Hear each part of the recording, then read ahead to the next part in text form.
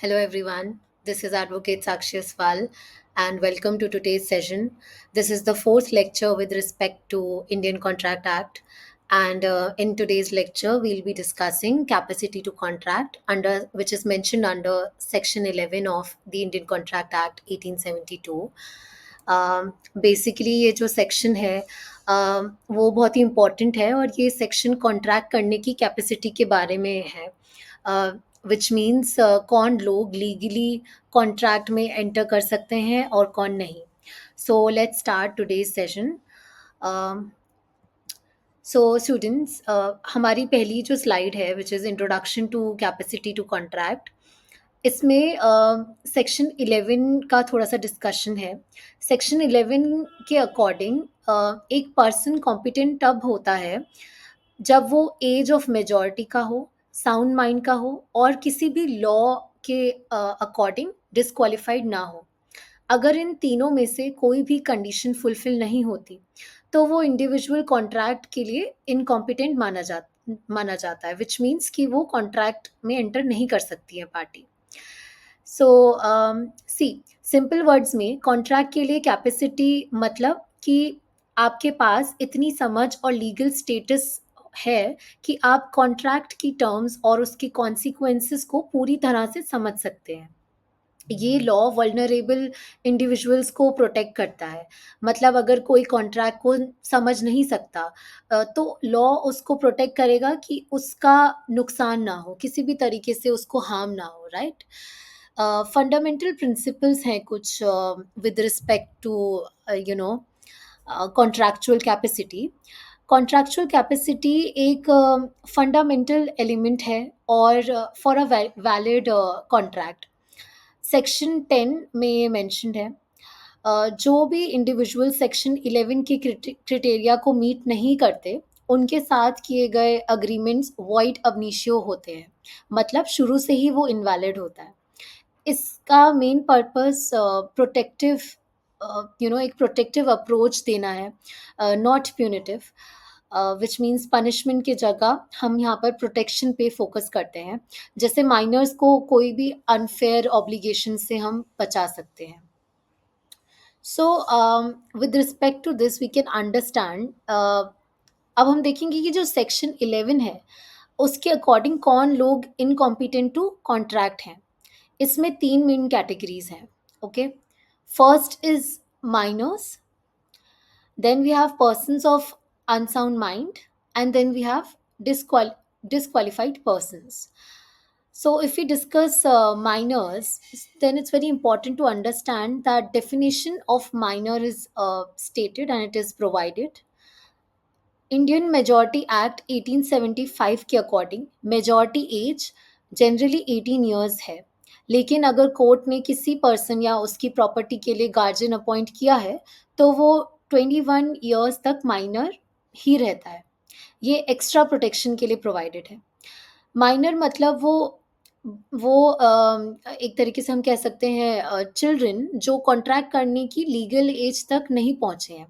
India में generally 18 साल है, बट अगर गार्जियन अपॉइंट किया गया है तो 21 ईयर है. ये इसलिए है क्योंकि माइनर्स के पास कॉन्ट्रैक्ट की इंट्रिकेट इम्प्लीकेशन को समझने की मैच्योरिटी नहीं होती है. जनरल रूल यहाँ पर ये है कि agreements with minors are void ab initio. Indian contract act minors को कॉन्ट्रैक्ट में एंटर करने से एक्सप्लिसिटली प्रोहिबिट करता है, मना करता है.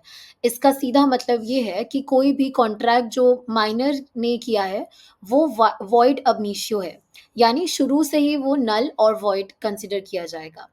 इसमें ये मैटर नहीं करता कि दूसरी पार्टी को माइनर की एज पता है या नहीं, या उस टाइम पे जब वो कॉन्ट्रैक्ट में एंटर कर रहे थे तो already they were aware about it और नॉट.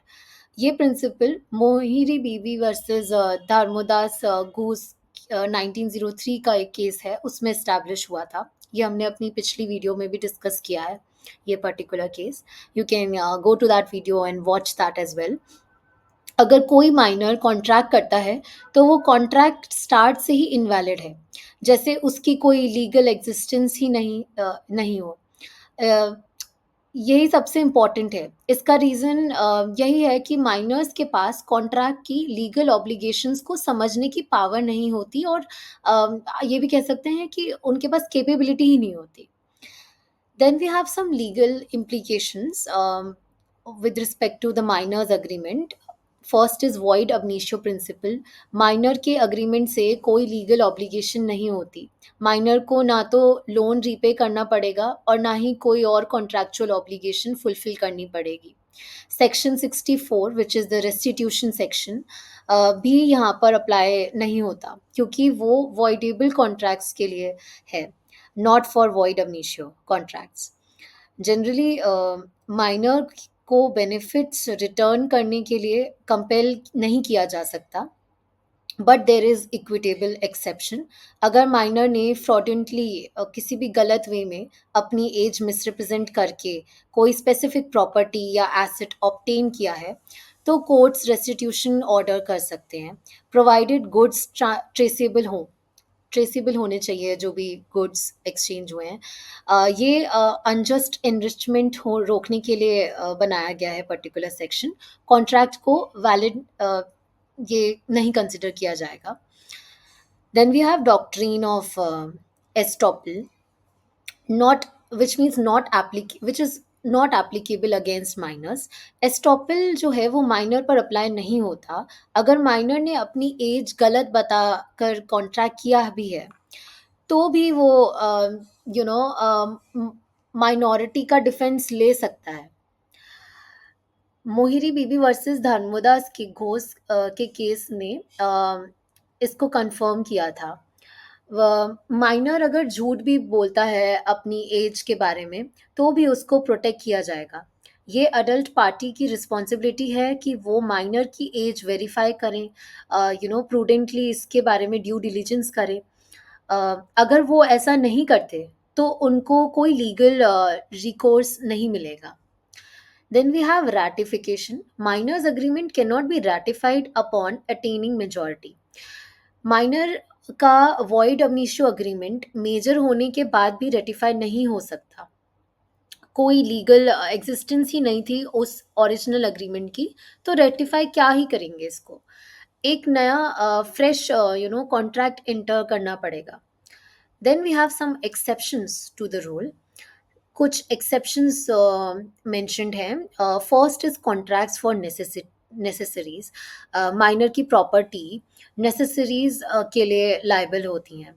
नेसेसरीज में we have food, clothing, education, medical, legal advice जैसी चीज़ें इसमें अंडर कंसिडर की जा सकती हैं। ये क्वासाई कॉन्ट्रैक्चुअल लाइबिलिटी है, जो माइनर की प्रॉपर्टी तक लिमिटेड है, उसकी पर्सन तक नहीं। Then we have beneficial contracts. जो कॉन्ट्रैक्ट्स प्योर माइनर के बेनिफिट के लिए होते हैं, जैसे कि अप्रेंटाइसशिप या स्कॉलरशिप अग्रीमेंट्स किसी भी एजुकेशन को प्रोसीड करने के लिए, तो वो अपलोड किए जाते हैं यहाँ पर। Then we have contracts by guardians for minors benefit.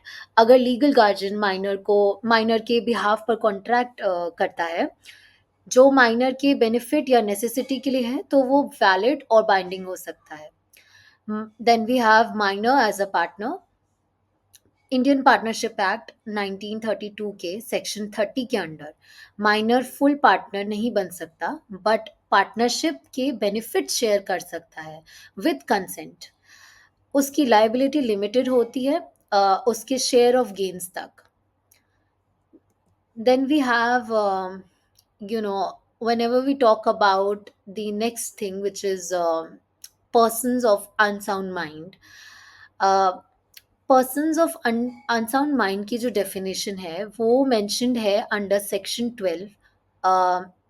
And according to this section, unsound mind का पर्सन वो है जो कॉन्ट्रैक्ट की टर्म्स को समझ पाए।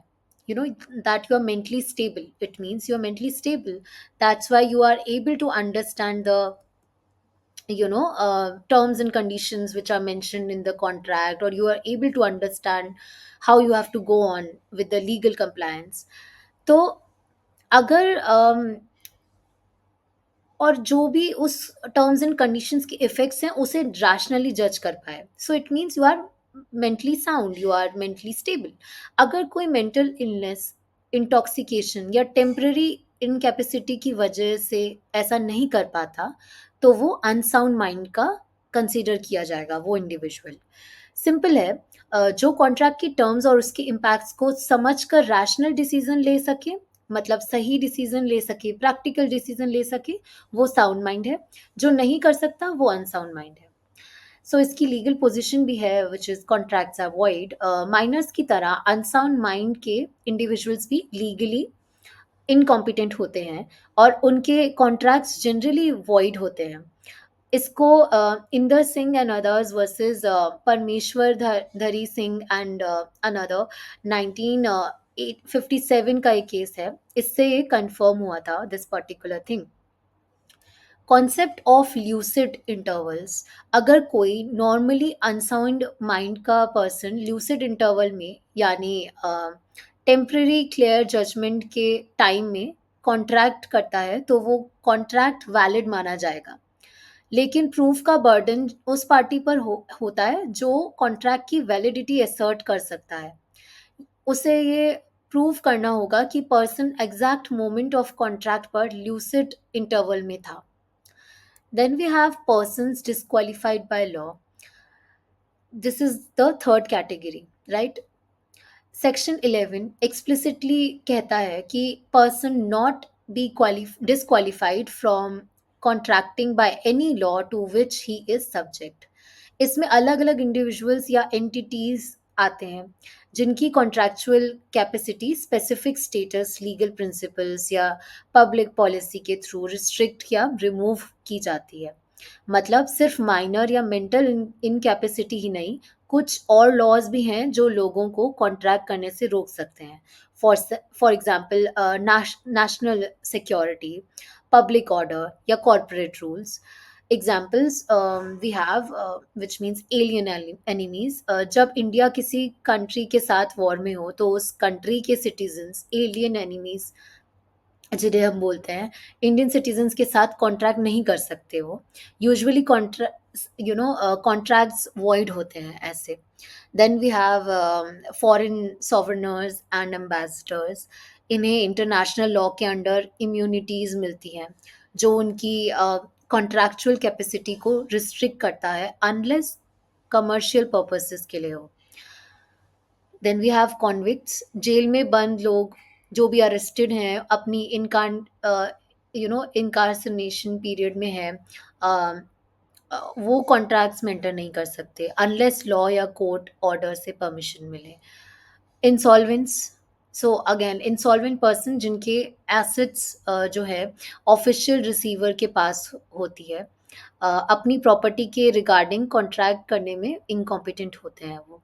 Then we have next which is corporations and companies. Corporations artificial legal entities हैं। उनकी कॉन्ट्रैक्चुअल कैपेसिटी उनके मेमोरेंडम ऑफ एसोसिएशन और आर्टिकल्स ऑफ एसोसिएशन से आती है।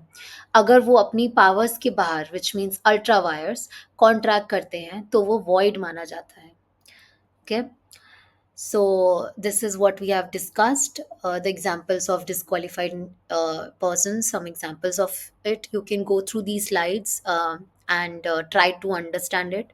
We discussed alien enemies, foreign sovereigns and ambassadors, convicts, insolvents, corporations and companies. So that's all for the three categories that we have discussed.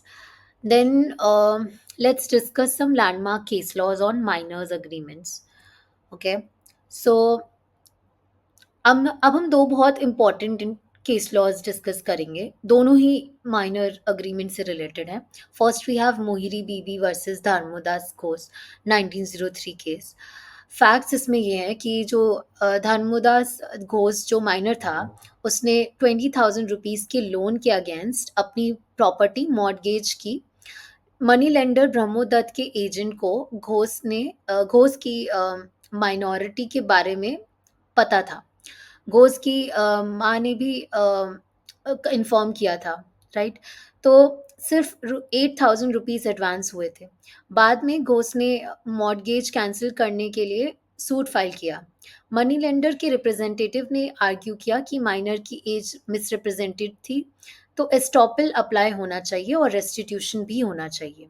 अब इस case में issue जो raise हुए थे वो ये था कि क्या मॉर्गेज डीड वॉइड है या फिर वॉइडेबल, क्या माइनर लोन अमाउंट रिटर्न करने के लिए लीगली लायबल है, क्या डॉक्ट्रिन ऑफ एस्टॉपल माइनर के अगेंस्ट इन्वोक हो सकती थी। जजमेंट यहाँ पर ये था कि both the trial court and Calcutta high court, both of them basically mortgage contract को माइनर के थ्रू एंटर किया होने की वजह से वॉइड मानते हैं।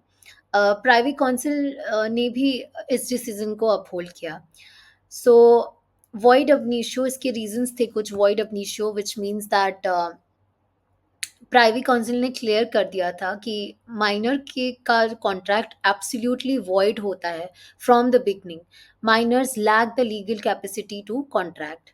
Then we have no estoppel against minor. Estoppel minor के अगेंस्ट अप्लाई नहीं हुआ क्योंकि मनी लेंडर के एजेंट को माइनर की माइनॉरिटी पता थी।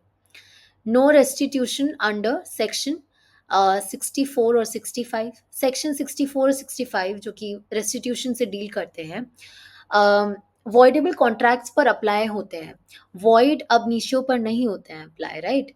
इसीलिए माइनर को लोन अमाउंट रीपे करने की ऑब्लिगेशन नहीं थी। सिग्निफिकेंस इस केस की काफ़ी है। इस this case is considered quite important. ये केस इंडियन कॉन्ट्रैक्ट लॉ में वॉइड अब इनिशियो प्रिंसिपल को एस्टैब्लिश करने के लिए एक सेमिनल केस है। इसने सेक्शन 11 के प्रोटेक्टिव नेचर को रेनफोर्स किया और पार्टीज पर एक एक क्लैरिटी दी कि वो कॉन्ट्रैक्टिंग पार्टी की एज और कैपेसिटी डिलीजेंटली चेक करें। Then we have Srikakulam Subramaniam versus Subba Rao, 1948 का एक केस है। सो इसके फैक्ट्स ये हैं, सुब्बा राव एक माइनर अपनी मदर और लीगल गार्जियन के थ्रू अपनी एंसेस्ट्रल लैंड को सेल करने के लिए अग्री हुआ ताकि अपने डिसीज्ड फादर के डेट्स क्लियर कर सके। ट्रांसफरीज ने डेट पे किया और पोजीशन ले ली, लेकिन फॉर्मल सेल डीड नहीं बन पाई। माइनर ने बाद में लैंड्स रिकवर करने के लिए सूट फाइल किया। लोअर कोर्ट्स ने ये अपहेल्ड किया और ये एनालाइज किया कि सेल नेसेसरी और बेनिफिशियल थी माइनर के लिए। इश्यूज यहाँ इस केस में ये रेज हुए, क्या लीगल गार्जियन के थ्रू माइनर के बिहाफ पर किया गया सेल अग्रीमेंट वैलिड, वॉइड या वॉइडेबल था, और क्या वो माइनर के अगेंस्ट इन्फोर्सिएबल था। क्या section 53A of the Transfer of Property Act, which deals with the doctrine of part performance, ट्रांसफरीज की पोजीशन को प्रोटेक्ट कर सकता है इस केस में या नहीं। Then we have next issue which is minor को पोजीशन रिकवर करने के लिए क्या कंडीशंस थी, स्पेशली कंसिडरेशन रिफंड की रिगार्डिंग। जजमेंट यहाँ पर ये हुआ, प्राइवेट काउंसिल ने रीअफर्म किया कि अगर लीगल गार्जियन माइनर के बेनिफिट और नेसेसिटी के लिए कॉन्ट्रैक्ट करता है तो वो माइनर के एस्टेट पर बाइंडिंग हो सकता है। कोर्ट ने सेक्शन 53A के एप्लीकेशन को अपहोल्ड किया जिसमें माइनर को ट्रांसफरर माना गया। इसीलिए माइनर को प्रॉपर्टी की पोजीशन तभी मिली जब उसने कंसिडरेशन रिफंड किया। इस केस की सिग्निफिकेंस ये है कि एक तो it clarified void ab initio rule, right. इस केस ने मोहिरी बीबी के स्ट्रिक्ट रूल में एक नुआंस ऐड किया, एक मोर स्ट्रांस ऐड किया। इसने कंफर्म किया इस केस ने कि माइनर डायरेक्टली कॉन्ट्रैक्ट नहीं कर सकता बिकॉज वो वॉइड है, लेकिन किसी गार्जियन के थ्रू माइनर के बिहाफ पर किए गए कॉन्ट्रैक्ट बाइंडिंग हो सकते हैं। Then we have distinction, Mohori Bibi directly minor के थ्रू किए गए कॉन्ट्रैक्ट के बारे में डील कर रहा था, बट श्री का कुलम सुब्रमण्यम गार्जियन जो है वो माइनर के थ्रू और उसके बिहाफ के लिए बिहाफ पर किए गए कॉन्ट्रैक्ट के लिए डील कर रहा था।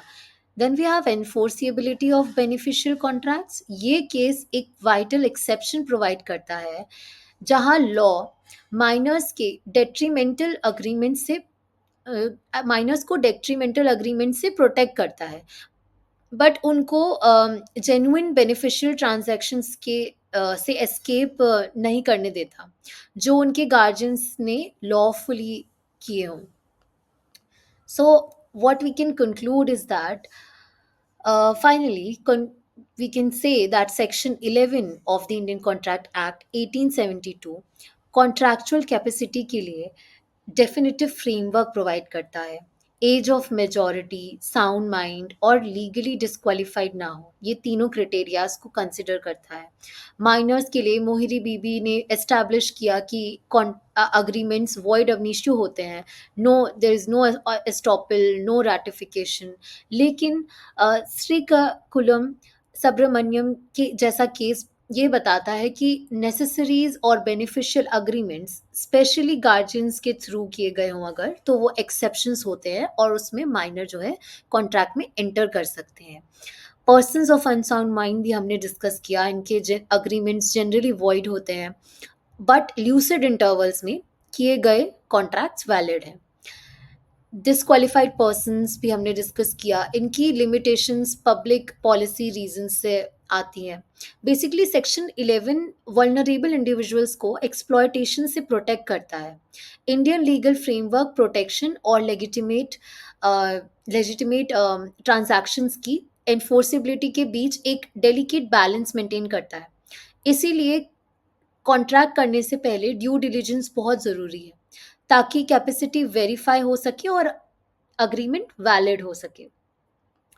Now let's discuss some practical scenario based questions. I'll share some like two scenario based questions with you. You can write your answers in the comment section below. So first scenario is based on minors misrepresentation. So question is this: Rahul 17 years का है, एक expensive gaming laptop खरीदने के लिए एक electronic store पर जाता है। स्टोर मैनेजर उसकी यंग अपीयरेंस देखकर उसकी एज पूछता है। राहुल झूठ बोलता है कि वो 19 इयर्स का है और अपना स्कूल आईडी दिखाता है जिसमें उसने अपनी डेट ऑफ बर्थ चेंज की हुई है। स्टोर मैनेजर आईडी पर ट्रस्ट करके राहुल को लैपटॉप सेल कर देता है। राहुल 3 मंथ्स तक लैपटॉप यूज करता है और फिर वो खराब हो जाता है। राहुल अब स्टोर पर जाकर कहता है कि वो माइनर है और इसीलिए कॉन्ट्रैक्ट वॉइड है और वो लैपटॉप रिटर्न करना चाहता है और अपना पूरा जो अमाउंट है वो वापस चाहता है। स्टोर मैनेजर आर्ग्यू करता है कि राहुल ने फ्रॉड किया है और उसकी एज मिसरिप्रेजेंट थी, इसलिए वो एस्टॉपल के अंडर बाउंड है। Rahul 17, so in this case he was basically 17 years old, right? But he lied about his age and said that he is 19. अब आपको इस सिनेरियो बेस्ड क्वेश्चन में क्या एनालाइज करना है? फर्स्ट, क्या राहुल का कॉन्ट्रैक्ट वैलिड है? सेकंड, क्या store manager estoppel doctrine apply कर सकता है? थर्ड, क्या राहुल को लैपटॉप रिटर्न करना पड़ेगा और उसका जो अमाउंट है वो सिर्फ वापस मिलेगा? फोर्थ, इस केस में मोहिरी Bibi versus दामोदास case Ghosh case का क्या रिलेवेंस है?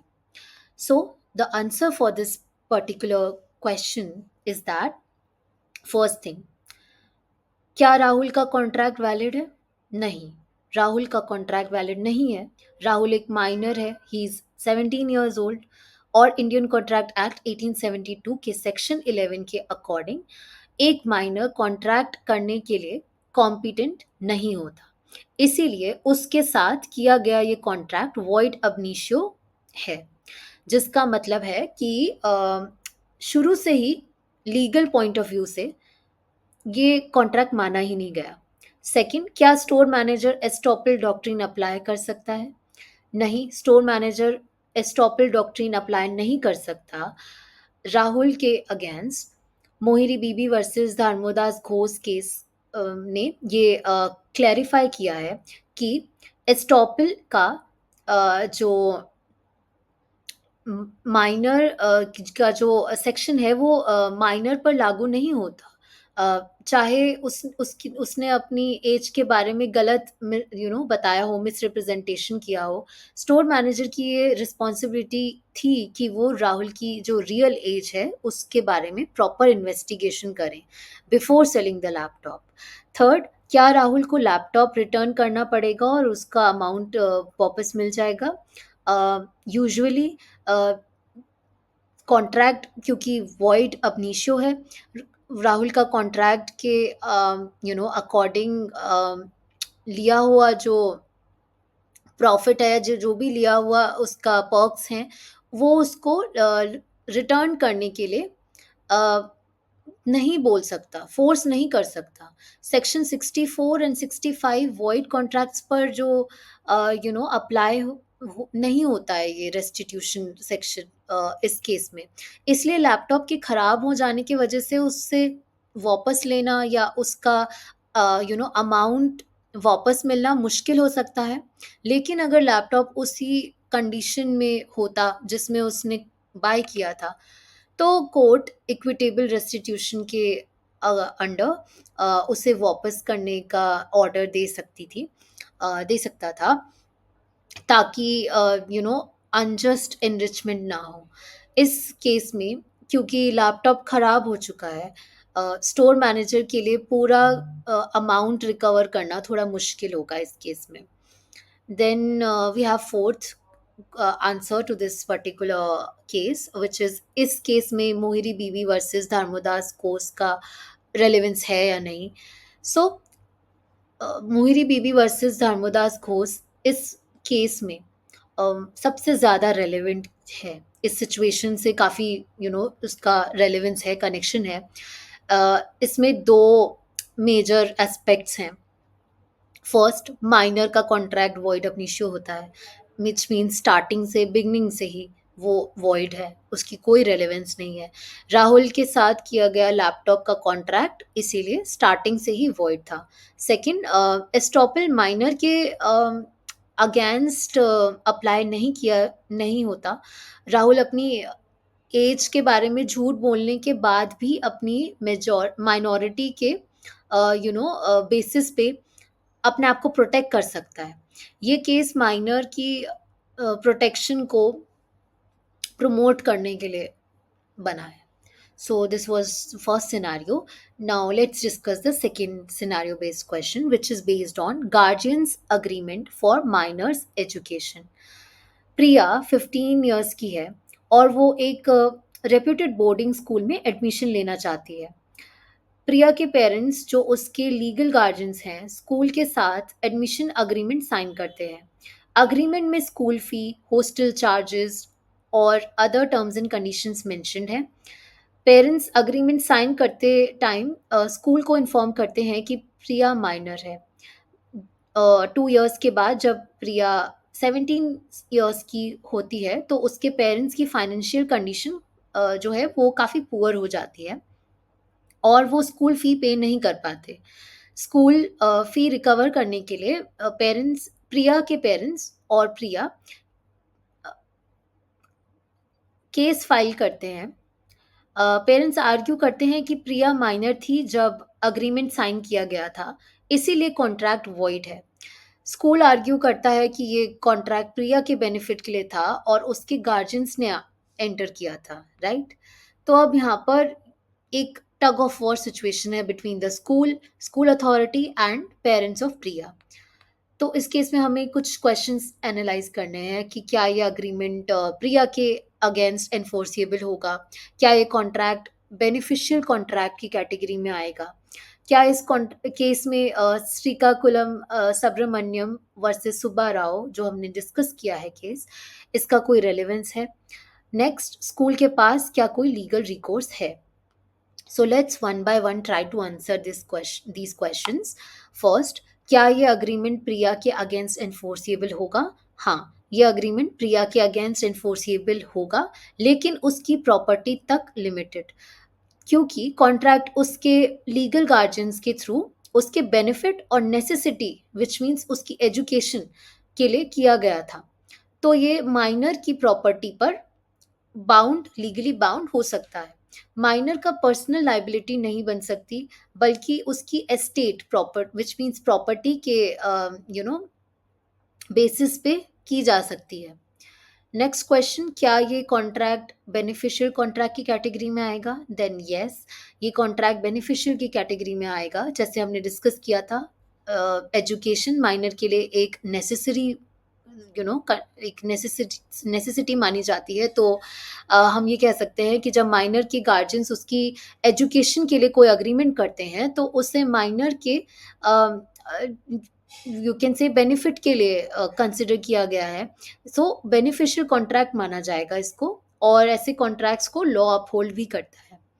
नेक्स्ट क्वेश्चन, क्या इस केस में श्रीकाकुलम सुब्रमण्यम वर्सेस सुब्बा राव का कोई रेलेवेंस है? Then the answer is yes. इस सिनेरियो में बहुत रेलेवेंस है उस पर्टिकुलर केस की। इस केस ने ये क्लियर किया था कि एक लीगल गार्जियन माइनर की बेनिफिट और ज़रूरत के लिए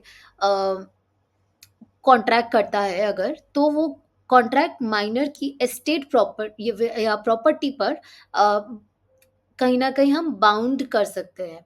ये मोहिनी बीबी के strict void ab initio rule का एक इम्पोर्टेंट एक्सेप्शन है, जो एक ये क्लेरिफ़ाई करता है कि माइनर की अगर प्रोटेक्शन का राइटली हम यूज़ कर रहे हैं, तो उनके बेनिफिट के लिए अगर कॉन्ट्रैक्ट में एंटर करते हैं, तो it will be considered valid. Next we have, school के पास क्या कोई लीगल रिकोर्स है?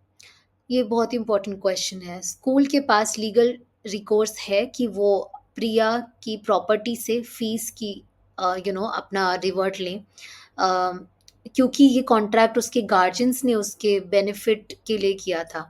इसीलिए प्रिया की एस्टेट पर उसकी लायबिलिटी बनती है। स्कूल पेरेंट्स के अगेंस्ट भी केस फाइल कर सकता है, जिन्होंने with their own Sen mind and with their own consent उन्होंने अग्रीमेंट पर अपने साइन किए थे खुद से, और दे हैड प्रॉमिस्ड कि वो फ़ी को पे करेंगे, और ये उनकी लीगल गार्जियन होने के बेसिस पे one of the basic we can say responsibility है that they pay the fee of Priya. तो इस केस में ye, they would these are the actions that school can take against the guardians of Priya.